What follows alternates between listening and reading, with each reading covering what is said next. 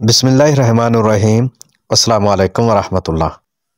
پیارے دوستو، ہمیں اسلام سے پہلے چند ایسی برگزیدہ خواتین کا ذکر ملتا ہے جن کی زندگی واقعی قابل رشک تھی۔ آج کی ویڈیو میں انہی خواتین میں سے ایک خاتون سلام اللہ علیہا کے بارے میں ہم آپ کو بتانے جا رہے ہیں۔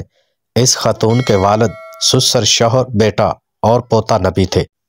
یہ خاتون کون تھی، کس علاقے میں رہتی تھی اور اس کے رشتہ دار نبیوں کے نام کیا تھے، آج کی ویڈیو میں سب آپ کو بتانے جا رہے ہیں۔ لہٰذا آپ سے گزارش ہے کہ ہمارے ساتھ رہیے گا اور ویڈیو کو آخر تک ضرور دیکھیے گا۔ پیارے دوستو، اللہ تعالیٰ نے نبوت کا تاج مرد کے سر پر رکھا۔ اللہ تعالیٰ نے انسانوں کی رہنمائی کے لیے کم و بیش 1,24,000 انبیاء کرام علیہم السلام مبعوث فرمائے۔ اللہ تعالیٰ نے عورت کو نبوت جیسے عظیم منصب سے محروم رکھا، مگر دوسری طرف اس محرومی کا ازالہ کچھ اس طرح سے کیا۔ اللہ تعالیٰ نے سوائے حضرت آدم علیہ السلام کے تمام انبیاء کرام علیہم السلام کو عورت کے بطن سے پیدا فرما کر اس محرومی کا ازالہ کیا۔ پیارے دوستو، اللہ تعالیٰ نے خواتین کو ماں، بیٹی، بہن اور بیوی کے روپ میں وہ عزت و تکریم عطا فرمائی کہ ان کو کسی محرومی کا خیال نہیں رہتا۔ ہمارے پیارے نبی حضرت محمد صلی اللہ علیہ وآلہ وسلم کا فرمان مبارک ہے کہ جنت ماں کے قدموں تلے ہے۔ اللہ تعالیٰ نے سوائے حضرت آدم علیہ السلام کے تمام انبیاء کرام علیہم السلام کو عورت کے بطن سے پیدا کیا تھا، تو گویا اس حدیث کی روح سے ان تمام انبیاء کرام علیہم السلام کی جنتیں ان کی ماؤں کے قدموں تلے تھیں۔ تو اس طرح اللہ تعالیٰ نے خواتین کے عزت و مقام اور مرتبے کو واضح کر دیا۔ پیارے دوستو، اب آپ کو اس عظیم خاتون سلام اللہ علیہا کے بارے میں بتاتے ہیں جس کا سسر، شوہر، بیٹا، والد اور پوتا نبی تھے۔ اس عظیم اور برگزیدہ خاتون سلام اللہ علیہا کا نام حضرت رفقہ سلام اللہ علیہا تھا۔ آپ سلام اللہ علیہا حضرت لوط علیہ السلام کی بیٹی تھیں۔ حضرت لوط علیہ السلام اور ان کی قوم کا قصہ قرآن مجید میں احسن طریقے سے بیان کیا گیا ہے۔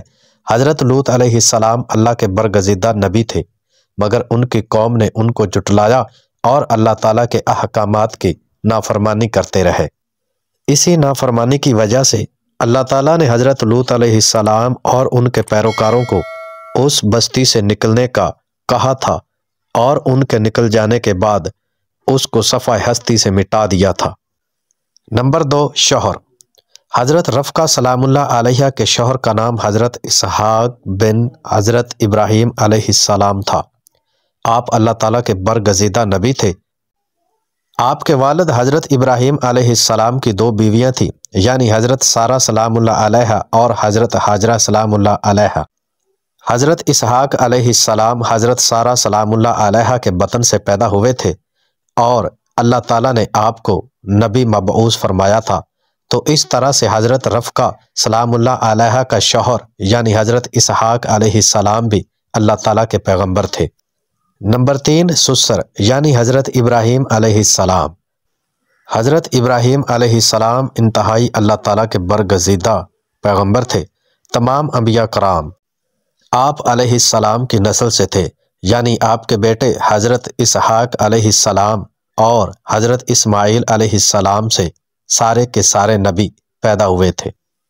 بنی اسرائیل کی طرف بھیجے گئے تمام انبیاء کرام حضرت اسحاق علیہ السلام کی نسل میں سے تھے، جبکہ حضرت اسماعیل علیہ السلام کی نسل سے نبی آخر الزمان ہمارے پیارے نبی حضرت محمد صلی اللہ علیہ وآلہ وسلم پیدا ہوئے ہیں۔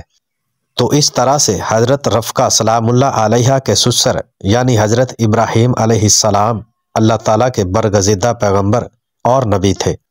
نمبر 4، بیٹا یعنی حضرت یعقوب علیہ السلام۔ آپ سلام اللہ علیہ کے بطن سے حضرت یعقوب علیہ السلام پیدا ہوئے، اور حضرت یعقوب علیہ السلام کو اللہ تعالیٰ نے نبوت سے نوازا تھا، اور آپ کا لقب اسرائیل تھا، اور اس طرح سے آپ کی اولاد کو بنی اسرائیل کہا جاتا ہے۔ اللہ تعالیٰ نے بنی اسرائیل کو اپنی فضیلت اور رحمت سے نوازا اور ان کو زمین پر وسعت دی، مگر بنی اسرائیل اللہ تعالیٰ کے احکامات سے روگردانی کرتی رہی۔ بنی اسرائیل کی نافرمانیوں کی وجہ سے ان کو اللہ تعالیٰ کے عذاب نے آن گھیرا تھا۔ نمبر 5، پوتا یعنی حضرت یوسف علیہ السلام۔ حضرت یوسف علیہ السلام بنی اسرائیل کی طرف بھیجے گئے اللہ تعالیٰ کے جلیل القدر اور برگزیدہ پیغمبر تھے۔ قرآن مجید میں ان کے قصے کو احسن القصص کہا گیا ہے اور ان کے نام سے ایک پوری سورت یعنی سورہ یوسف موجود ہے۔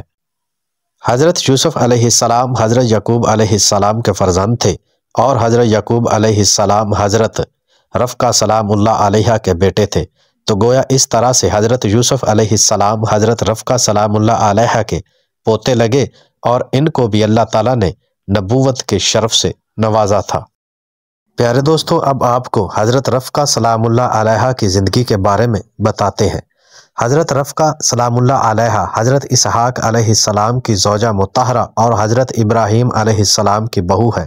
نہایت نیک سیرت تھیں، سلیقہ شعر اور نیک خصلت رکھنے والی خاتون تھی۔